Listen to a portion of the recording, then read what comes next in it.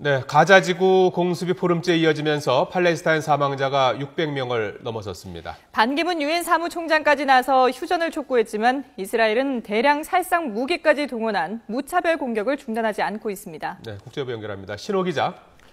네, 국제부입니다. 네, 지난주부터 팔레스타인 사망자가 급격하게 늘고 있는데요. 600명이 넘었습니까? 네, 그렇습니다. 이스라엘이 가자지구 지상전을 시작한 지난 17일 이후부터는 하루에 100명 가까운 팔레스타인 사람들이 목숨을 잃고 있습니다. 지금까지 팔레스타인 사람 631명이 숨진 것으로 집계됐습니다. 어린이가 161명이나 목숨을 잃었습니다. 다친 사람은 무려 4,000명이나 됩니다. 이렇게 인명피해가 큰 이유는 이스라엘이 병원, 사원, 공공시설까지 무차별적으로 공격하고 있기 때문입니다. 또 최근에는 화살탄이라고 불리는 잔인한 무기까지 사용하고 있습니다. 탱크에서 발사하면 공중에서 터져서 수천 개의 강철 화살로 흩어지기 때문에 인명피해가 극대화됩니다. 여기에 상수도 시설까지 파괴해서 가자 지구를 그야말로 킬링필드로 만들고 있습니다. اليهود اجوا ضربوا خط الميه هلكوا هناك وما فيش عندنا ميه نهائيا وقاعدين بنجري بندور نشحط ميه مش ملاقيين ميه نهائيا. 네, 팔레스타인도 이스라엘의 로켓 공격으로 맞서고 있는데요. 이스라엘 쪽 피해는 어느 정도입니까? 네, 팔레스타인의 로켓 공격만으로는 큰 피해를 입지 않았는데 지상작전이 시작되면서 이스라엘 군인 피해도 커지고 있습니다. 지금까지 29명이 숨졌습니다. 하지만 팔레스타인 사망자와 비교하면 20분의 1에 못 미치는 수준입니다.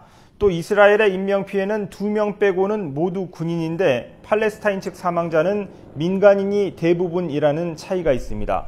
이스라엘은 인명피해 말고 우려해야 할 다른 피해 상황이 생겼는데요. 팔레스타인의 로켓이 이스라엘 텔아비브 공항 근처에 떨어졌는데 이 일을 계기로 미국과 유럽의 주요 항공사들이 텔아비브 노선 운항 중단에 나섰습니다. 델타 항공은 승객 270여 명을 태우고 가다가 프랑스 파리로 긴급 회항하기도 했습니다. 미국 항공사들에 이어 프랑스의 에어프랑스와 독일 루프트한자 등 유럽 항공사들도 텔아비브 운항을 중단했습니다. 그러자 이스라엘 측은 주요 항공사에 안전에 문제가 없다고 설명하고 운항 재개를 요청했는데 항공사 측 반응은 아직 나오지 않고 있습니다. 신호 기자, 반기문 유엔 사무총장까지 이스라엘에 직접 가서 중재에 나섰는데요. 아직까지 성과는 없죠?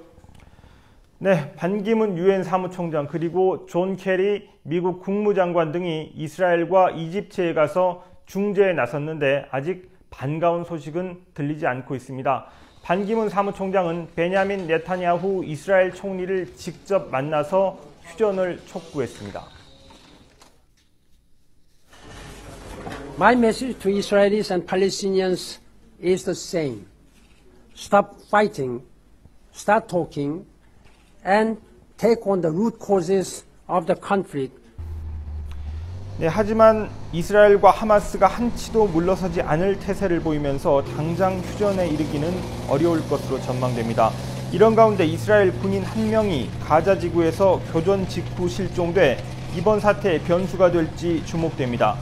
그제 군인 7명이 탔던 이스라엘 탱크가 공격받았는데 6명은 숨진 것으로 확인됐고 1명은 생사가 확인되지 않았습니다. 하마스는 이때 군인 1명을 생포했다고 주장했고 이스라엘 군은 실종된 것이지 포로로 붙들린 것은 아니라고 주장하고 있습니다.